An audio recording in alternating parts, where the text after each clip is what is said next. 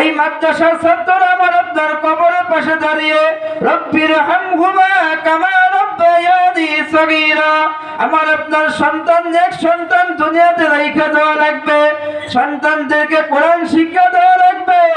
আল্লাহর হাবিব বলেন তালাবুল ইলমি ফরিদাতুন আলা কুল্লি মুসলিম, প্রত্যেক মুসলমানের উপর ইলমে দ্বীন শিক্ষা করা ফরজ। ইলমে দ্বীন শিক্ষা করা কি ফরজ? আজকে দেখা যায় ইলমে দ্বীন ছেলেদেরকে শিক্ষা করাইতেছি না, তাই মাঝে মাঝে বলি রাস্তাঘাট নষ্ট করলো ট্রাক, রাস্তাঘাট নষ্ট করলো ট্রাক, মা বোনদের নষ্ট করলো বিরাট। কি বিরাকে নষ্ট করছে না? এই ঘোনাপাড়া এলাকার খড়ের মুরগি খাইলো বেজিতে, আর পোলাপান নষ্ট হইলো যাইয়া কেজিতে। কি আছে না? কেজিতে যে পোলাপান নষ্ট হয়ে যাইতেছে। আপনার সন্তান কেন কথা শোনে না? আপনার সন্তানকে দিনে শিক্ষা দেন নাই বিধায় আপনার সন্তান কথা শোনে না। আপনার সন্তানকে যদি শিক্ষা দিতে আমাদের মাঝে উপস্থিত, আমরা সকলেই মাহফিলের প্যান্ডেলে চলে আসি। আজকের মাহফিলের এ পর্যায়ে পবিত্র কুরআন ও হাদিসের আলোকে গুরুত্বপূর্ণ তাকরীর পেশ করবেন হযরত মাওলানা মুহাম্মদ সাইফুল ইসলাম বিলালী, ইমাম ও খতিব, বালিয়াডাঙ্গা হাজারাবাড়ি জামে মসজিদ, কোটালীপাড়া, গোপালগঞ্জ। আমি হযরতকে মাহফিল ইন্তেজামিয়া কমিটির পক্ষ থেকে তেনার গুরুত্বপূর্ণ তাকরীর পেশ করার জন্য সবিনয় অনুরোধ করছি। আসসালামু আলাইকুম ওয়া রাহমাতুল্লাহি ওয়া বারাকাতুহু।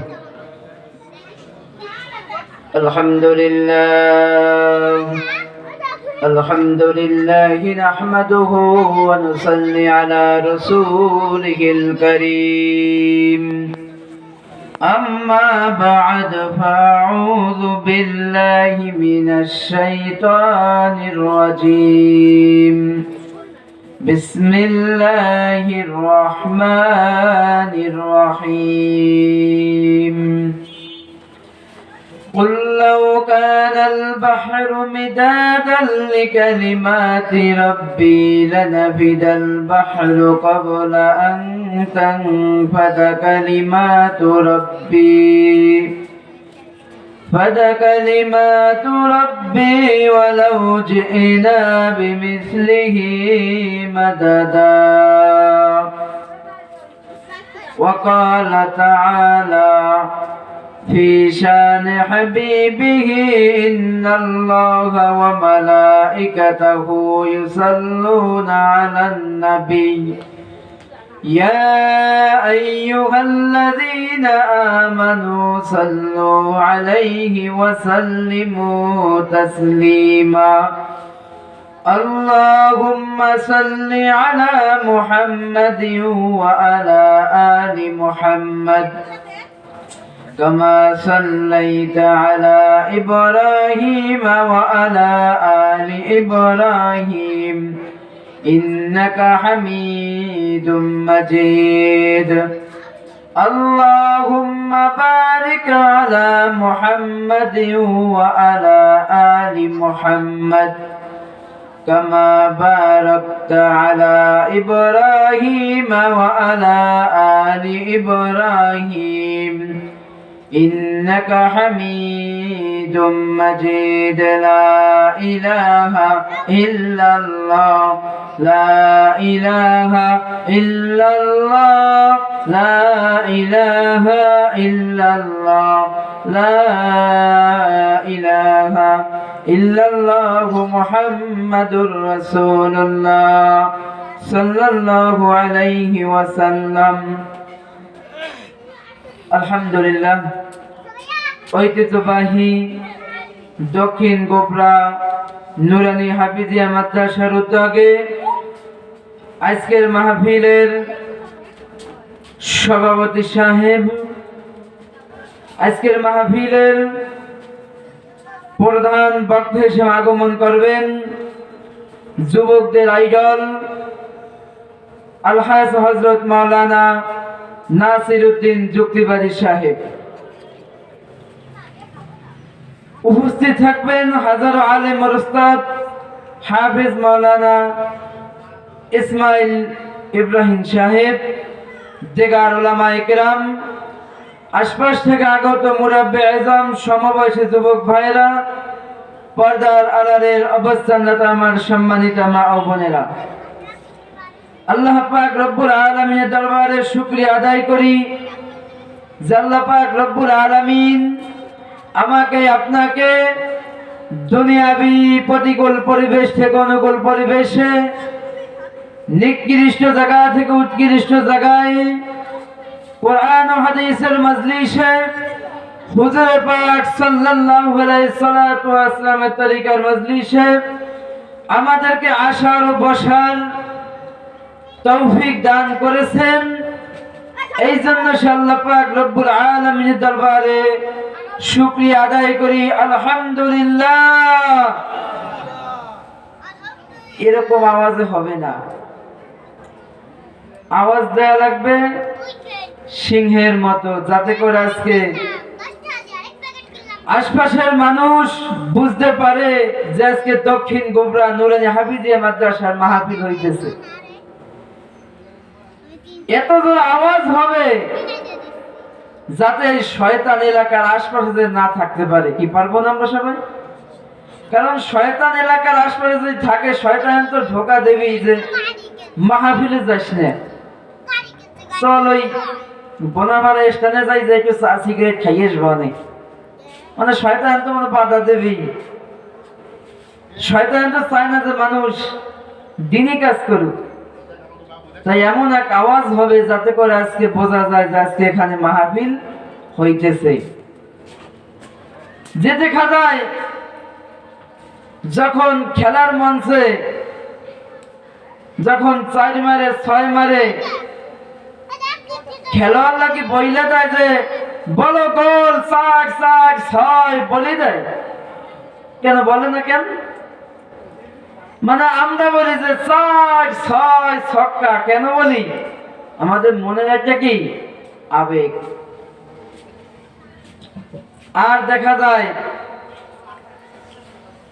যখন সুবহানাল্লাহ আলহামদুলিল্লাহ নারায়ে তাকবীর আল্লাহু আকবার হয়, তখন বক্তাদের বইলে দেয়া লাগে বলেন সুবহানাল্লাহ। ওই যে আমরা নেকির কাজে দুর্বল, দুনিয়ার ফাহিশার কাজে আমরা দুর্বল। এই কারণেই যে দেখা যায় খেলার মঞ্চে যখন খেলাওয়ালা যখন 4 মারে 6 মারে গোল মারে, তখন আমরা সঙ্গে সঙ্গে বলি 4 4 6 6 বলি কি বলি না? তখন কোরআনের ময়দানে সুবহানাল্লাহ হবে, আলহামদুলিল্লাহ হবে, নারায়ে তাকবীর হবে। মুসলমান আমাদের জোরে জোরে আওয়াজ দেওয়া লাগবে, ঠিক কি না? তাহলে দেখা যাবে যে আমাদের ইমানি জজবা কতটুকু আছে। পরীক্ষা করলে আপনারা পাস করবেন না ফেল করবেন? কথা বলেন। পাস করবেন? আমরা তো পাস করতে চাই, পাস করতে চাই না? 1 নম্বরে পাস করতে চাই। আজকে মাহফিল হইতেছে, এখানে অনেক যুবকদের আইডল, আমাদের জেলারই গর্ব গোপালগঞ্জের নাসিরউদ্দিন সাহেব আসতেছে। এটা খুব ভাগ্যের ব্যাপার আমাদের। আজকে মাহফিলের আখিরি মোনাজাত পর্যন্ত আপনারা এখন ময়দানে যারা আছেন, এই কয়জন আপনারা মাহফিলের শেষ পর্যন্ত থাকবেন তো ইনশাল্লাহ? আরো তো শ্রোতার আসবে, মাঠ ভরে যাবে ইনশাল্লাহ। কিন্তু আমরা এখানে যারা বসে আছি, এই কয়জন তো আমরা ঠিক মতো শেষ পর্যন্ত থাকবো তো ইনশাল্লাহ? কথা দিতে পারি? তাহলে আল্লাহ পাক রব্বুল আলামিনকে হাত তুলে দেখান কারা কারা ভাগবেন। আপনারা কথা বুঝতে পারেন নাই, আপনারা কোরআনের আবেগে হাত তুলে ফেলেছেন বাবাজি। আমি বলছি কি কারা কারা কি ভাগবেন। আল্লাহ তাআলা আমাদের সকল কয়জন বলছে যে পরীক্ষা পাস করবেন না ফেল করবেন। এটা ফেল না, এটা কোরআনের মহব্বত। একজনের সন্তান পরীক্ষায় পাস করছে, তখন পাস করার পরে তখন বলতেছে তোমার সন্তান পরীক্ষায় পাস করেছে, খুশিতে বলে ইন্না লিল্লাহি ওয়া ইন্না ইলাইহি রাজিউন। সে বলল আলহামদুলিল্লাহ, মানে কি তার দিল এত পরিমাণ খুশি, সে খুশির কারণে সে ইন্না লিল্লাহি ওয়া ইন্না ইলাইহি রাজিউন বলে ফেলেছে। তাহলে আল্লাহ পাক রব্বুল আলামিন আমাদের সকলকে মাহফিলের শেষ পর্যন্ত, আখিরি মোনাজাত পর্যন্ত আল্লাহ আমাদের সকলকে থাকার তৌফিক দান করুক, আমিন। সময় সংক্ষিপ্ত, অল্প সময়ের মধ্যেই আমি আমার বক্তব্য শেষ করব, কারণ দাওয়াত মেহমান তারা অতি নিকটের সময়ের মধ্যে তারা চলে আসবে। আল্লাহ পাক রব্বুল আলামিন আমাদেরকে দুনিয়ায় পাঠিয়েছে। আল্লাহ পাক রব্বুল আলামিনের হুকুম আহকাম আমাদের সঠিকভাবে আদায় করা লাগবে। আল্লাহর হুকুম নবীর তরিকা অনুযায়ী চলা লাগবে। যদি পারি, অবশ্যই আল্লাহ পাক রব্বুল আলামিন আমাদেরকে মাফ করে দেবে। আল্লাহ পাক রব্বুল আলামিন যুগে যুগে নবী রাসূল পাঠিয়েছে। আমার আপনার নবী জনাবে হযরত মুহাম্মদ মুস্তাফা সাল্লাল্লাহু আলাইহি সাল্লাতু ওয়া উম্মত আমরা হতে পেরেছি। আল্লাহ পাক রব্বুল আলামিনের দরবারে আল্লাহ যে আমাদের নিয়ামত দিয়েছে, যারা নিয়ামত পাইলো, নিয়ামতের শুকরিয়া আদায় করলো, আল্লাহ পাক রব্বুল আলামিন তাদের নিয়ামতকে বাড়িয়ে দেবে, ঠিক কি না?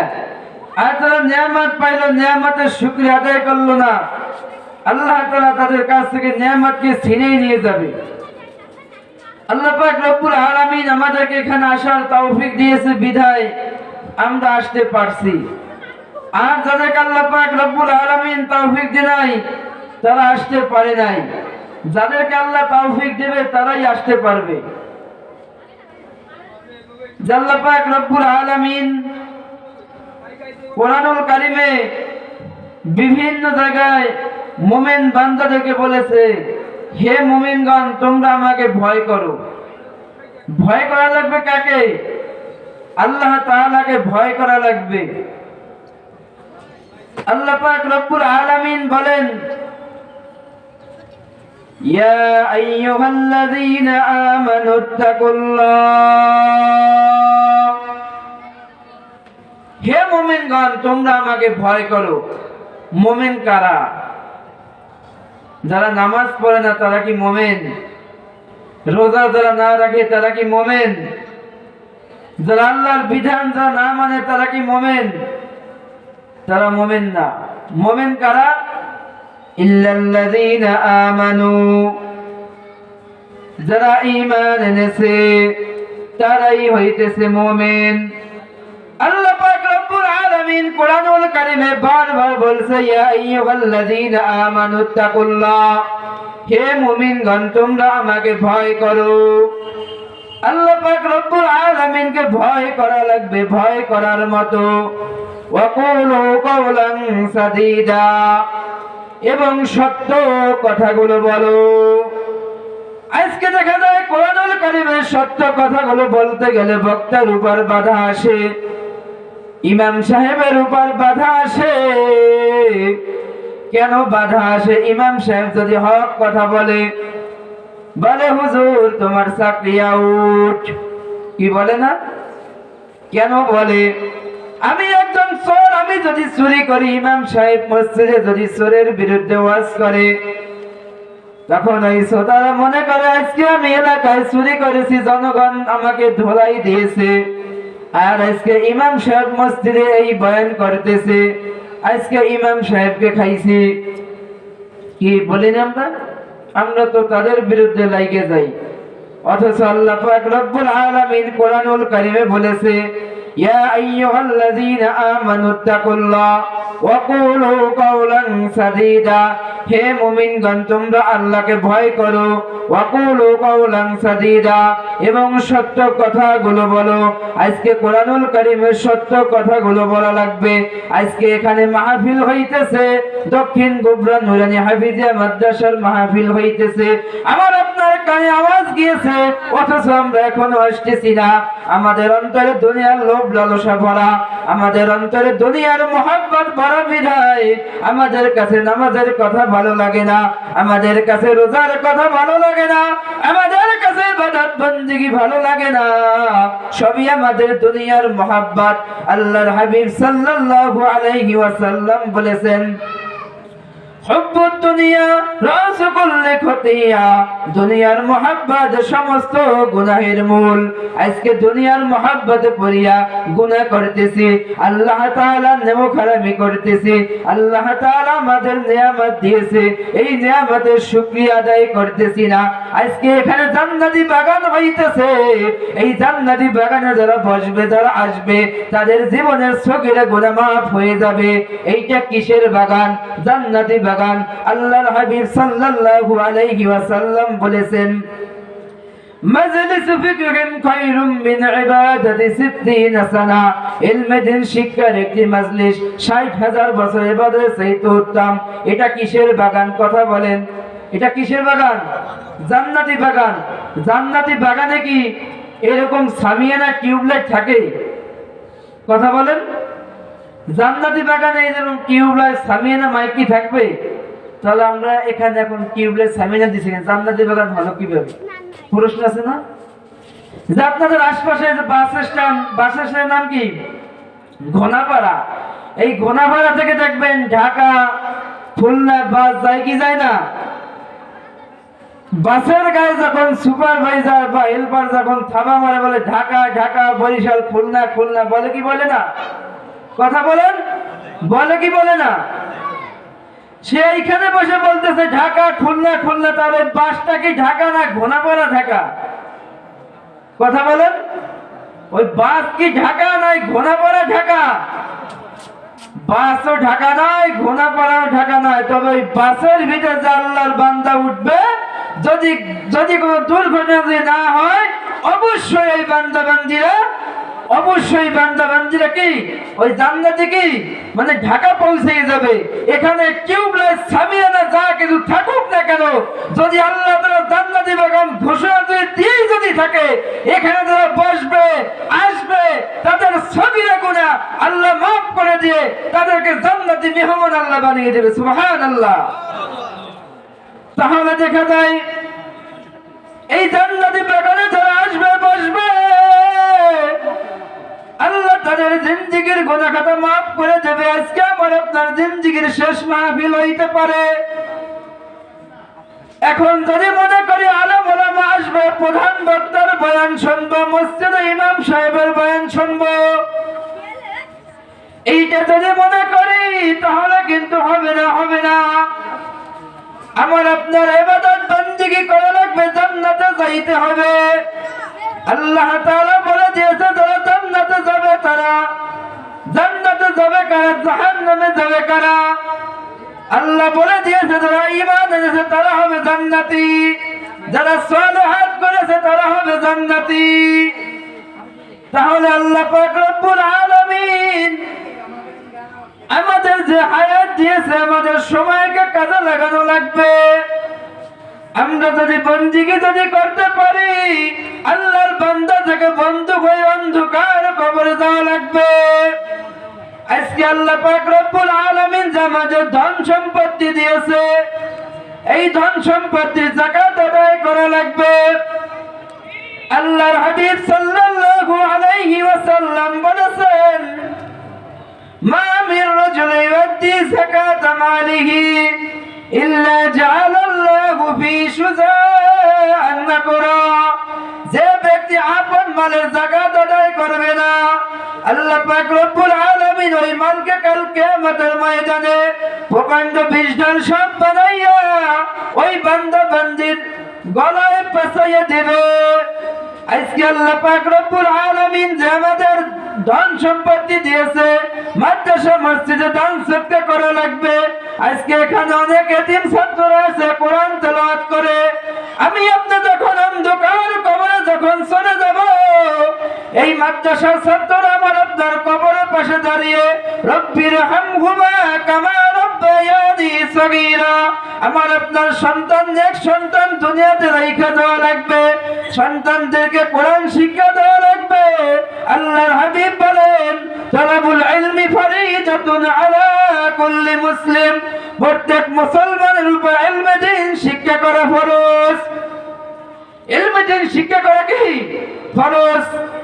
আজকে দেখা যায় ইলমে দিন ছেলেদেরকে শিক্ষা করাইতেছি না, তাই মাঝে মাঝে বলি রাস্তাঘাট নষ্ট করলো ট্রাক, রাস্তাঘাট নষ্ট করলো ট্রাক, মা বোনদের নষ্ট করলো বিরাট। কি বিরাটকে নষ্ট করছে না? এই ঘোনাপাড়া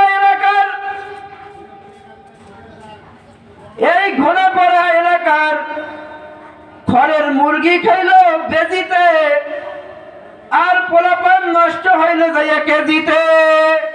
কি আছে না? কেজিতে যে পোলাপান নষ্ট হয়ে যাইতেছে। আপনার সন্তান কেন কথা শোনে না? আপনার সন্তানকে দিনে শিক্ষা দেন নাই বিধায় আপনার সন্তান কথা শোনে না।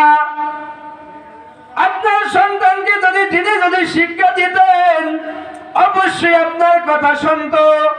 আপনার সন্তান আজকে বিড়ি সিগারেট ইয়াবা খায়, মদ গাঁজা খায়, অথচ এই যে মাদ্রাসার দিকে তাকিয়ে দেখেন কয়জন ছাত্র ইয়াবা মদ সিগারেট খায়। আপনার ছেলের পকেটে যদি হাত দেওয়া হয় বিড়ির খোসা, সিগারেটের খোসা, গাঁজা বাবা পাওয়া যায়।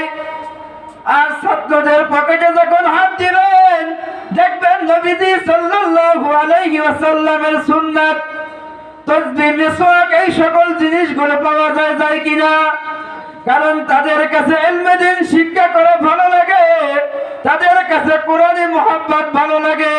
এই কারণে কোরআন শিক্ষা করা লাগবে, হাদিস শিক্ষা গ্রহণ করা লাগবে। যদি শিক্ষা গ্রহণ করতে পারি, আমি আপনি যখন মারা যাব আমার কবরের পাশে দাঁড়িয়ে আমার সন্তানরা দুহাত তুলে দোয়া করবে, ইয়া রাব্বুল হামহুমা কামা রাব্বায়ানি সগীরা। দেখবেন আপনি যখন মৃত্যুবরণ করবেন মসজিদের ইমাম সাহেব বা মাদ্রাসার মুহাতামিম সাহেব দোয়া করার জন্য আপনার বাড়িতে যায়, ইমাম সাহেবের চোখ দিয়ে পানি সহজে আসে না।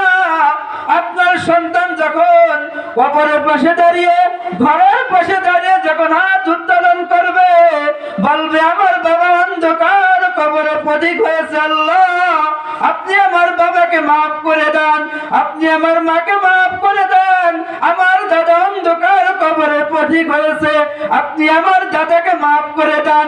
আর ছেলেকে যদি দিনের শিক্ষা না দেন হয়তো একদিন দুই দিন কাটবে, হয়তো সপ্তাহে 1-5 কেজি জিলাপি মসজিদে গিয়ে দান করে দিয়ে আসবে, বলবে হুজুর আমার বাবার জন্য একটু দোয়া করেন। অথচ আপনার সন্তানকে যদি দিনের শিক্ষা দিয়ে যান সব সময় আপনার সন্তান প্রত্যেক নামাজের পরে দোয়া করতে থাকবে। এই কারণে আল্লাহ পাক রব্বুল আলামিন এই যে আপনাদের এলাকায় একটা মাদ্রাসা হয়েছে, এইটা রহমত, এইটা বরকত। ছাত্রদেরকে মুহাব্বত করবেন, ছাত্রদেরকে মুহাব্বত করবেন। তারা হইতেছে ইন্নাল উলামা ওয়ারাসাতুল আম্বিয়া, তারা হইতেছে আলেমগণের ওয়ারিস। যে তারা ছাত্রের সঙ্গে মুসাফা করলো সে যেন নবীর সঙ্গে মুসাফা করলো। এই কারণে ছাত্রদেরকে মুহাব্বত করবেন, ছাত্রদেরকে ভালোবাসবেন। দূরে থেকে ছাত্ররা যারা আসে অনেক কষ্ট ক্লাস করে আসে, ছোট ছোট বাচ্চারা যখন ঘুমায় আপনি মনে করতেছেন আপনার 5 বছরের সন্তান আপনার কাছে ঘুমিয়ে থাকে, সারা রাত ভালো লাগে। অথচ এখানে এতিম ছাত্ররা অনেকের মা নাই বাবা নাই, দূরে থেকে তারা আপনাদের এলাকায় থেকে মানুষ হয়েছে। আজকে অনেক কয়জন ছাত্ররা আপনাদের এইখান থেকে পাগড়ি প্রদান করবে, হাফেজে কোরআন, তারা 30 পারা কোরআন সিনার মধ্যে রেখেছে। দেখবেন আপনি অনেক পড়েছেন, টুটে পড়েছেন, আপনি অনেক টুটে পড়েছেন। অনেক যে একটা কবিতা অনেকের মনে নাই, মনে শুধু আছে হাকিম হাকিম তারা ঘোড়া কিম, এইটা সবার মনে আছে। অথচ একজন হাফেজে কোরআনকে যখন জিজ্ঞেস করবেন 10 বছর পরে হলে জিজ্ঞেস করবেন বাবা বলো তো 25 পারার 10 নম্বর পৃষ্ঠায় 5 নম্বর লাইনে কোন আয়াতটা, সে অবশ্যই বলে দিতে পারবে। কেন বলে দিতে পারবে? তার প্রতি আল্লাহর একটা রহমত বর্ষিত হয়েছে বিদায় সে বলে দিতে পারবে। এই কারণে আপনি এত খুব ভাগ্যবান, আজকে আপনাদের মাদ্রাসা থেকে অনেক ছাত্র হাফেজে কোরআন হয়েছে, পাগড়ি দেবে। এর একটা সওয়াব আপনাদের এলাকার সমস্ত কবরবাসীদের কবরে অটোমেটিক ফ্লেক্সি লোড হয়ে যাবে।